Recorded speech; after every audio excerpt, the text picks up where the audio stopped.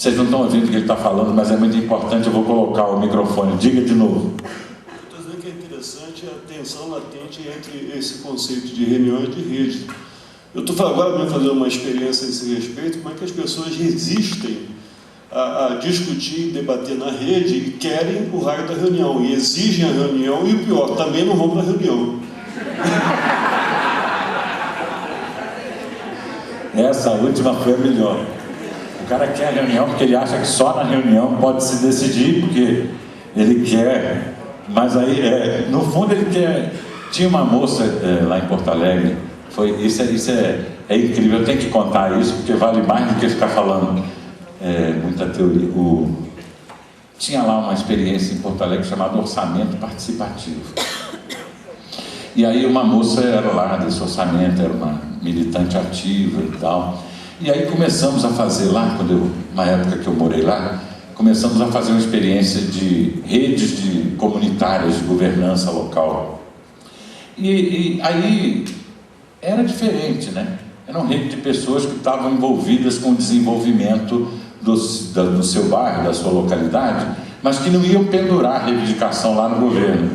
Não era criar demanda extra para o governo, de obra. Bom, e essa menina gostou muito da experiência, embora ela estivesse vivendo a experiência do orçamento participativo, ela gostou muito dessa história da governança solidária local. Mas um dia ela me chamou num canto e falou assim: não, mas eu gostei, mas eu fico agoniada porque a gente não vota nada.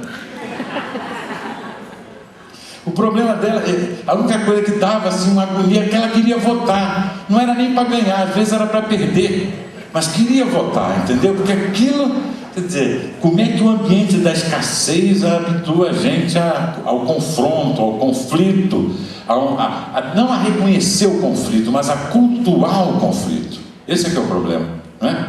A visão competitiva, excludente, ela é uma visão que cultua o conflito. Bom, essa é uma outra coisa muito difícil da gente assimilar, eu sei disso. A nossa tendência é fazer uma igreja. Não tem saída, a nossa tendência é fazer uma igrejinha. A nossa tendência é definir antes as coisas para depois ver como é que vai rolar. Por exemplo, agora eu estou envolvido com vários parceiros, alguns até estão aqui sentados, num programa de aprendizagem em redes sociais de alto nível chamado NetWeaving, que vai ser para público mais corporativo. Aí tem pessoas especialistas em vários temas que serão os catalisadores do processo de aprendizagem. E um me perguntou: mas vamos fazer uma reunião antes? Digo: negativo, nunca. Vamos fazer assim, cada um vai falar o que acha que deve, depois nós vamos ver no processo como é que essas coisas vão encaixar. Se eu fizer uma reunião antes, eu faço uma escola.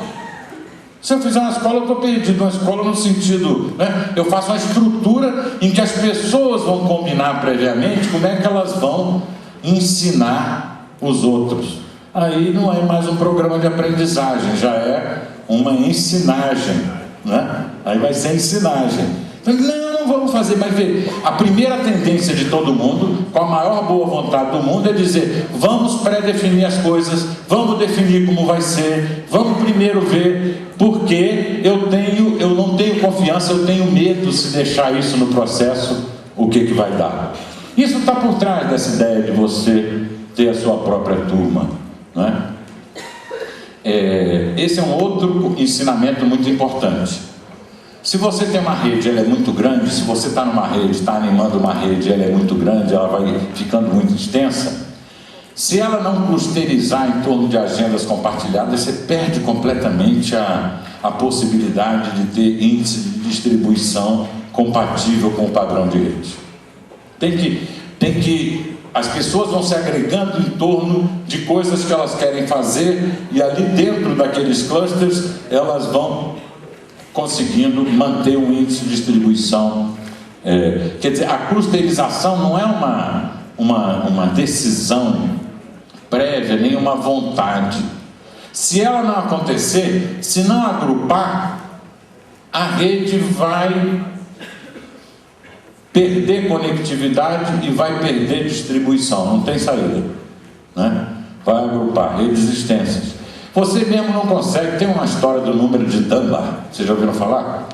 Que o Dunbar estudou o neocórtex dos primatas, e chegou a uma conclusão. Eu nunca entendi o estudo do Dunbar, estou acreditando no que o Dunbar falou, que você só consegue manter relações diretas e recorrentes com 80 a 150 pessoas. O resto não cabe muito na sua cabeça. Nossa cabeça dos primatas, né?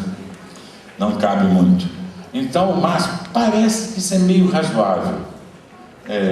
Você não consegue mesmo ter relação recorrente com muita gente com um grau de separação só.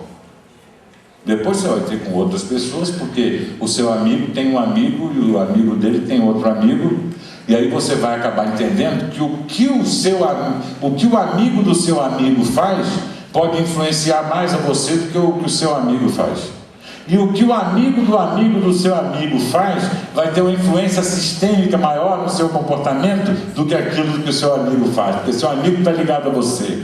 O amigo do seu amigo, com 2 graus, ele vai estar ligado a mais gente. E o amigo do seu amigo, mais gente ainda. Então, talvez uma mensagem emitida pelo amigo do seu amigo, ela forme um ambiente que mude o seu comportamento de uma maneira maior ou mais contundente do que aquilo que aquele que é o seu amigo está fazendo.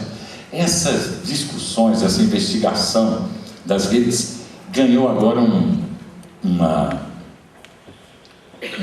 impulso legal com um livrinho chamado Connected, do ano passado, do Christakis e Fowler.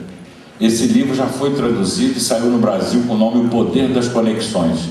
São 2 investigadores no campo médico, são médicos, e fizeram várias pesquisas com o tempo, observando como é que as redes são fundamentais na saúde, na felicidade das pessoas.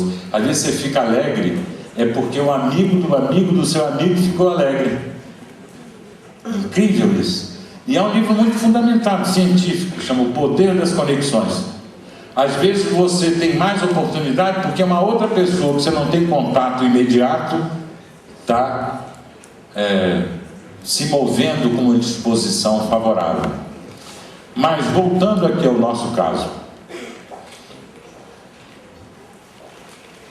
acaba que redes com mais de 150 pessoas dificilmente vão manter um índice de distribuição máximo e de conectividade máximo, todos com todos.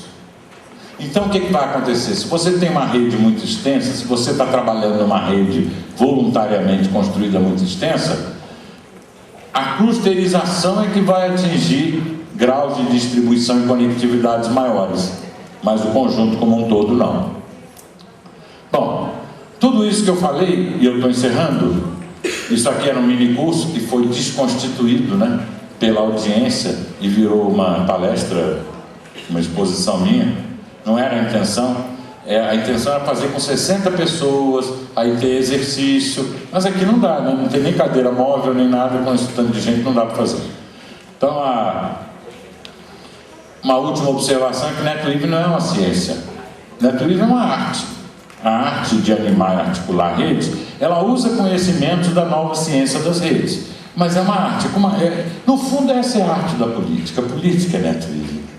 Aliás, Platão, num diálogo célebre chamado O Político, todo mundo devia ler. O Platão, vocês sabem que era um autocrata, né?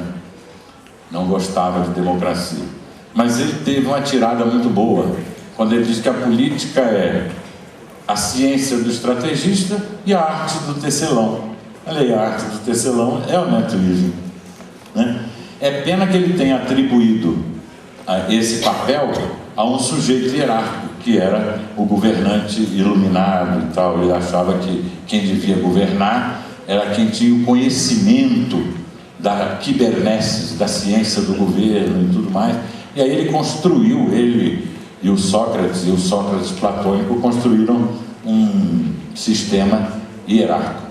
E reagiram, não entendiam como é que na conversação na praça, um peixeiro e um carpinteiro podiam falar com o mesmo valor de um filósofo, né? Diga.